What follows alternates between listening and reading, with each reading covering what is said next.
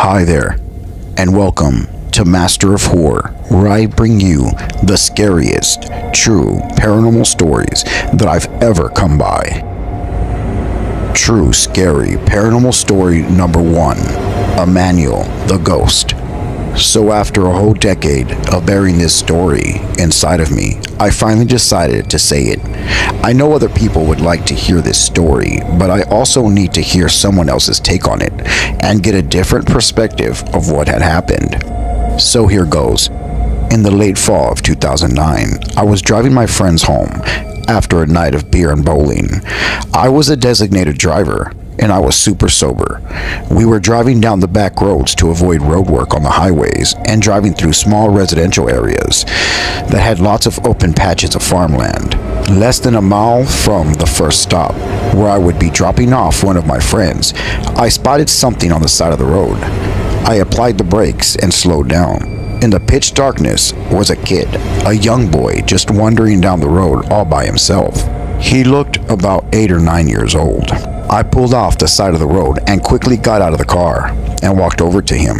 When he saw me coming, he just nervously stared at me like a kitten would that's in a cage at a pet store. It was evident that he had been crying. I told him my name and asked him if he was alright and why he was out here and where he was going at this time at night. He was wearing a red shirt that was 2 sizes too big for him, green shorts and flip-flops. It was probably very cold though. He was doing a great job of not showing it. After a while of hesitating, he said his name was Emmanuel and he had run away from home and he had gotten lost and couldn't find his way back. He spoke in a kind of scary low whisper, like he was worried about what he should say.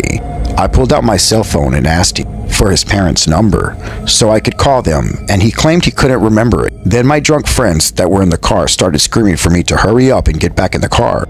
My buddy that was in the front seat got out of the car to take a piss in the weeds. So I told Emmanuel to jump in the passenger seat, and I told my drunk friend who got out of the car to climb in the back with the other guys.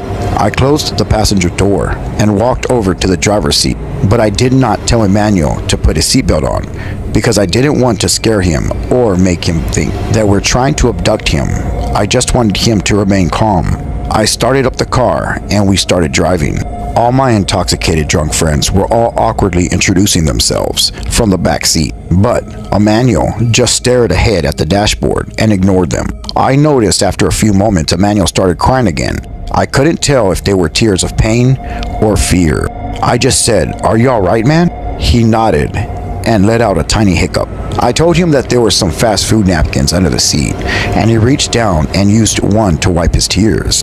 I considered calling the cops, but one of my drunken friends was underage, and you know how that goes. The police would be more interested in him than the kid. He said his house was another 10 minutes from here. I had to drop off 2 of my friends, and the last friend fell asleep in the back seat. I finally left the residential streets and got back on the main road. I drove for a few minutes before finding the street. I asked the kid how long he had been walking, and he replied, "A very long time." I was kicking myself for not offering the kid any food or water.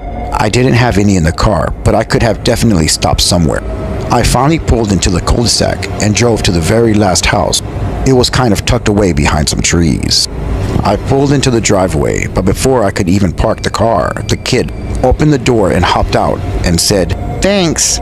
I remember thinking that his voice sounded so much more cheerful and calm than it had been before. He ran towards the house, where there was absolutely no lights on, and he waved to me once he got to the front porch.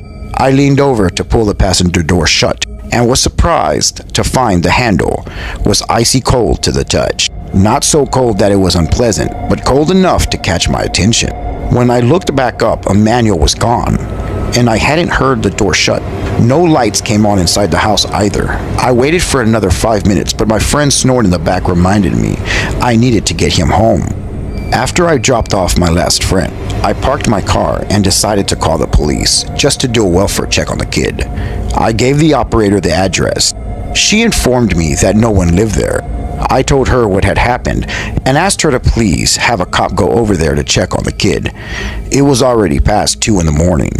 When I pulled into the driveway, 2 cop cars were already there, waiting for me. They said they had swept the entire property and checked inside the house, but there was no one.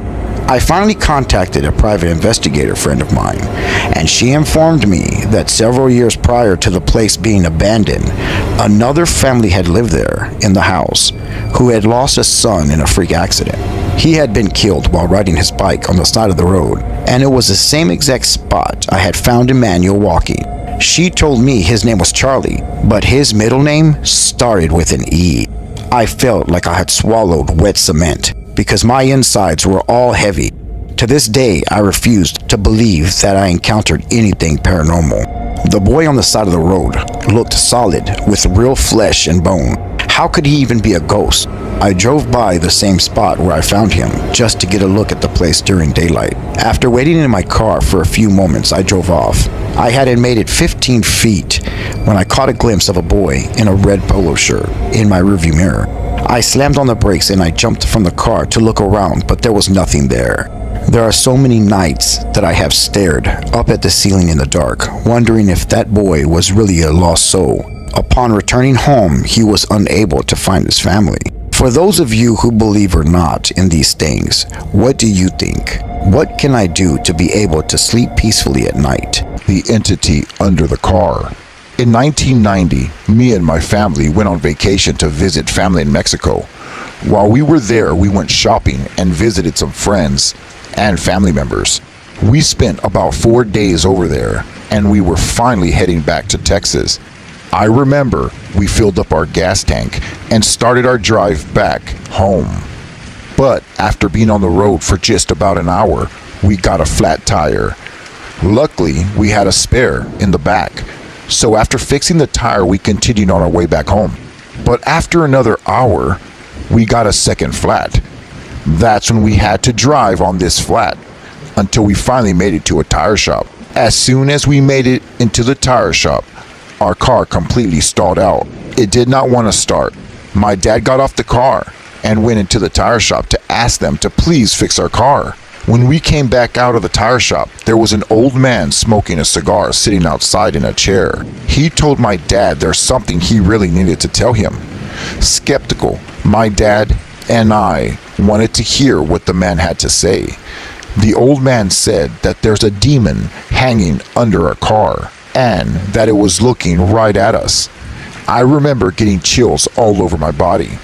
The old man said that there's a reason why our car was breaking down, that we must have bought something and it was haunting us, and it was probably cursed. So me and my dad went back to the car. We opened the trunk of the car, and that's when my dad pulled out an old hat that we had bought from a woman on the side of the road. When my dad looked closely at the hat, he noticed that there was dried blood inside of the hat. We quickly threw the hat away in the trash. After doing that, we had no more problems on our way back home. To this day, I think that that hat was cursed because someone must have died in it. And that's the reason why there was a demon following us the whole way. It wasn't until we threw away that hat that we were able to make it safely back home to Texas. My clairvoyance. I am a 27-year-old female, and ever since I was a little girl, I've been able to see things that others can't. Whenever someone tells you something like that, it most likely means that they probably had a hard time growing up. I was a teenager back then, and I was hanging out with my then good-for-nothing boyfriend.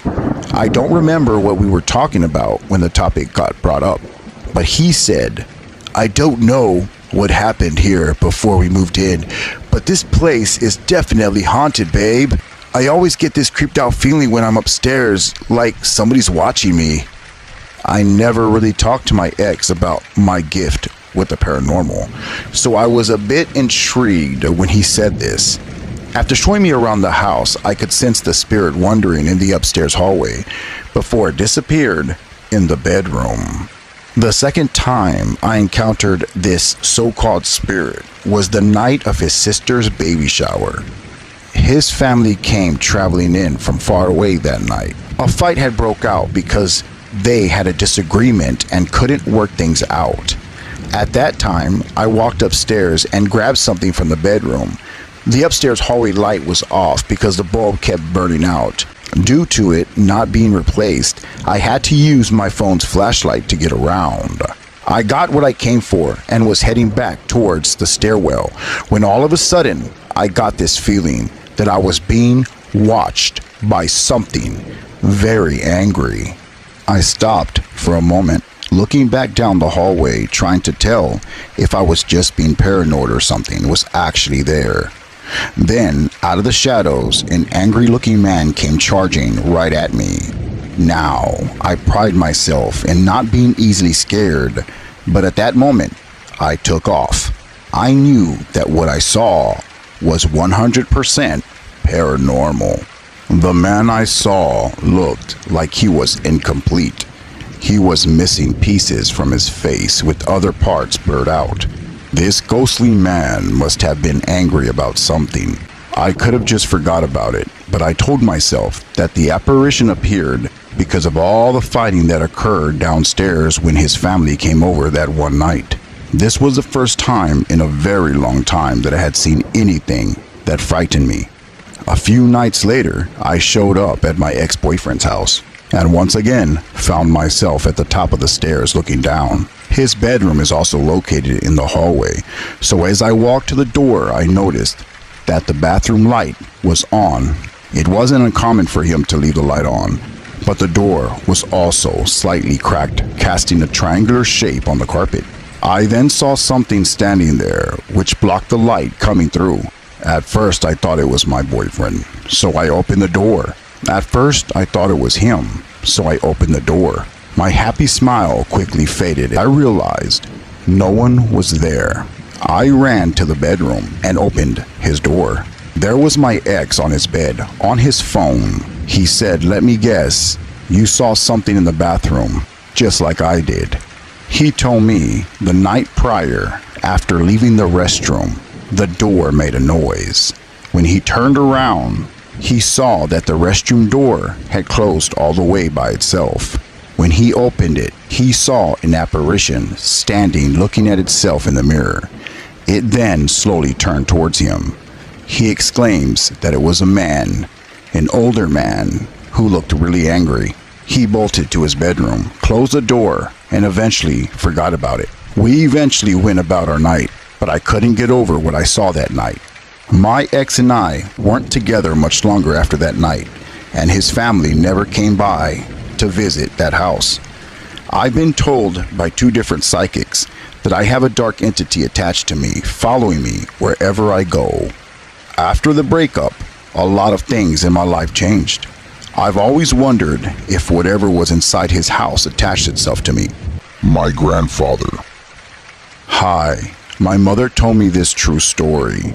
She said in 2004, my grandfather passed away from lung cancer, which devastated the whole family, especially my grandmother. I was only a few months old at the time of his passing, so I never got to know him, but I've always heard stories about him from various relatives.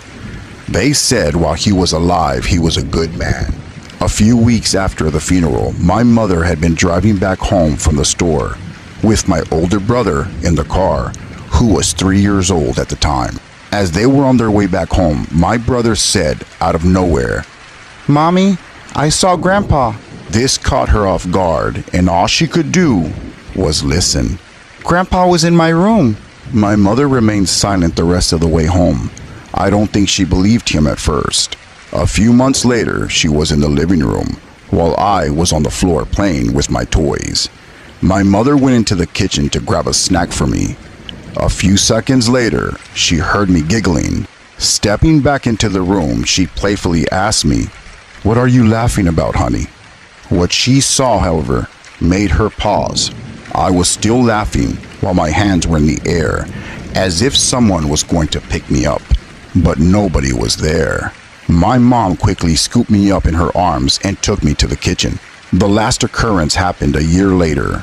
My grandmother had been staying with us for a few weeks, and at one point, my grandfather was brought up into the conversation, and my grandmother began to cry. She was still having it hard, coping with his death. My brother, who at this time was 4 years old, told my grandmother Grandpa said that everything will be okay. So this compelled my mother to rush down the hallway to my brother's room to see who may be in there that he's been talking to. She swears up and down as she entered the room, a dark, ghostly figure was standing in his room, surrounded by a strange light. When my mother called out for us to come in the room to look at the figure, and the light vanished from plain sight. When she got back to the kitchen, she tried to explain that nothing was wrong. She didn't want to upset my grandmother even more. There were no further occurrences after that day. To this day, my mother is convinced that the spirit of her father was watching over us until my grandmother finally accepted his passing over. My mom's doppelganger. I have an open mind, but I don't buy into things that easily. Most things that happen, I blame on my mind, playing tricks on me, or sleep deprivation, or simply the fact that it could be a mental illness. There is one moment though, or I suppose a few moments, that have been on my mind for some time now. While I was in the shower one day, and as water poured over my head, I heard my brother yell my name. Stacy. Stacy. The second time was louder than the first, as if something was wrong. I could have sworn I heard my dog barking as well at the same time. Annoyed but concerned, I got out and cracked the door open, then called back to him, but after waiting a few seconds there was no response. I quickly dried myself off and put on my robe, then headed downstairs asking what he needed. However, I still got no response. My dog was on her bed, fast asleep, and my brother was nowhere to be found. I looked out the window, and their car wasn't even there. This wasn't the first time my mind has decided to play these annoying games, so I didn't really think much of it. I've had auditory hallucinations before, none to that degree, but maybe they're getting worse, I thought. That's my way of trying to reason with myself, and it worked. The next time that I heard my brother yell my name calling for me loudly, I thought I was genuinely going crazy. I decided to bring it up to my brother while playing Borderlands one night. We talked about our mental health a lot because our parents don't believe in therapy, so we kind of became each other's safe haven. I explained everything that's happened over the past month, and instead of giving advice or sympathizing like he usually does, he just gets really quiet for a second until he says that he's been having the same experiences as me. Except it's been our mom yelling his name, but she's never even home when it happens. He goes to check and no one's there. This was about a month ago or two, but he also thought his mind was playing tricks on him. It seemed after that talk things began to stop. I didn't hear anything for almost 3 weeks, but then something happened that I'll never forget to this very day, and I will probably never have an explanation for what it was. I was sitting in my bed, in my room, scrolling through Instagram, when my mom starts aggressively calling my name from downstairs. I've never heard her voice before. It was always my brother's, so I didn't even think anything weird of it. I was about to get up and see what she wanted, when suddenly my mom burst through the door asking me what I wanted. I didn't know what to say, but I could tell that she was annoyed by the look she gave me. She asked me again what I wanted, and I just shook my head trying to understand what was going on. Then she angrily sighed and said not to yell her name while she's making dinner, and she walked out, leaving the door open. Still in shock, I got up to close the door, but as I walked across the room, my heart stopped when I came to the realization, and I immediately ran over to the window and looked at my driveway. My mom was at work, and the car wasn't even there. I locked my door to my room and jumped on my bed. Again, there was banging on my door. I sat on my bed crying as I called my brother. I was absolutely petrified and wanted to get out of the house, but couldn't even get myself to go downstairs alone, knowing that whatever that thing was out there. My brother didn't pick up as he was at work, so I was left stuck there. I ended up locking myself in my small bathroom while I waited for either my brother or my mom to get home from work, though I knew it would be hours. Thankfully, nothing else happened until my mom got back home. I told my brother that night, and he said he never had anything like that happen to him that bad. To this day, I still have no answers as to what I was hearing and seeing, but honestly, I'm writing this and sharing it to everyone just to be able to forget about it and move on. My childhood home. This occurred when I was about 8 years old. My childhood home had a lot of issues with its past. A lot of deaths happened in the house prior to my family moving in. Most recently, the people that were renting it out to my mom and stepdad didn't want to live there because their son decided to opt out of life. And before that, a few murders even happened at the house. We didn't know the details, but that's what the landlord told us. I was young when my mom met my stepdad, and shortly after they met, they moved in together. My paranormal experiences didn't come until my baby sister came along, and that's when everything started. The house had 2 bedrooms, so I had to share a room with my baby sister, Rye. My little sister would never stop crying, and when I was young, I absolutely could not stand her. I remember this one night that I will never forget. She was crying for hours, and all of a sudden, she completely stopped. The room was dark, but I had a nightlight, so I could see a little around the room. I looked over, and I saw this shadowy figure hovering over her crib. It didn't move much, but when it did, it was slow and misty. I was petrified and hid under the covers until I eventually fell asleep. I told my parents the next day. They thought it was just my imagination. This happened so many more times of just waking up and seeing the figure by my sister's crib. It was nowhere else in the room. After a while of complaining about it, I ended up sleeping in my parents' room with my mom, while my stepdad slept in my room, but a lot more continued to happen. Shortly after I started seeing this figure, my stepdad lost his job. He was a hardworking man, so it really shocked my mom when it happened. He went through a rough depression because he really loved his job, and losing it must have been really hard on him. I remember him sitting on the couch all day, every day, just watching TV. One day, when I got home from school, I came in and saw him sitting on the couch, and a dark figure was standing right behind him. I remember it so clearly, just standing behind the couch. I didn't know what to do, so I just began to cry. My stepdad got up really quick and took me to the room to calm me down. When my mom came home, I told my parents that night of what I saw. Again, my stepdad seemed disinterested, but my mom seemed a little sympathetic. But no one really believed me. After that, there were a few good weeks where nothing happened, followed by weeks of this figure hanging around, usually either by Rye or my stepdad. Some nights, when I slept in my room, I'd hear a voice. It was a woman's voice. It was real deep, just talking to Rye. I never understood the words coming from it, but it terrified me every time.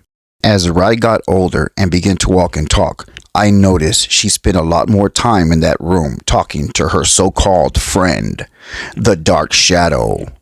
I knew what it was. The more this figure seemed to hang around, the worse the emotions in the house got. My sister would seem to never talk to anyone else. My mom had so much anger inside of her, and my stepdad was always depressed, and I was alone all the time.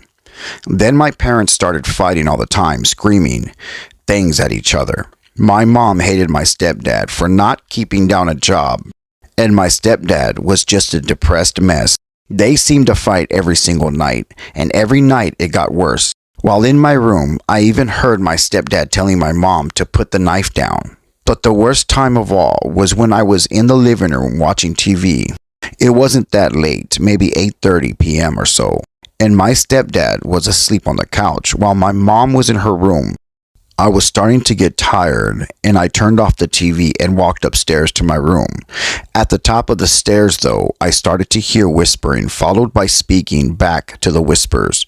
The door was cracked open a few inches, and I slowly walked over to look inside. Just a couple of steps away from the door, I walked over to the door, and I looked inside. And that's when I saw a figure. And that's when I could see Rye next to this figure, as if it was trying to lead her somewhere. I screamed, and instantly the door slammed by itself. I just stood there screaming and crying before my mom rushed out of the room. I just pointed at the door, unable to make out any words.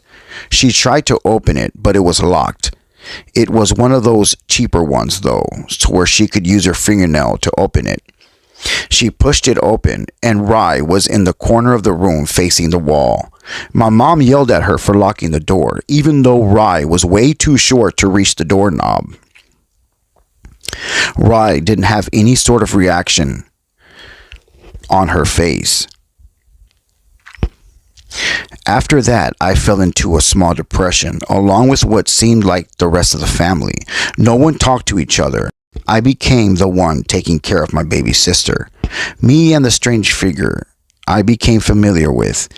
It even started hanging around my bed during nights when I was extra sad. And it brought me a sort of weird comfort, knowing that I wasn't alone. Eventually, my mom had enough of my dad and we left to stay with my grandparents. I remember her telling us to pack up, and as we headed to the car, I saw the figure again, standing right behind my dad. I felt sad leaving him, but at least he wouldn't truly be alone.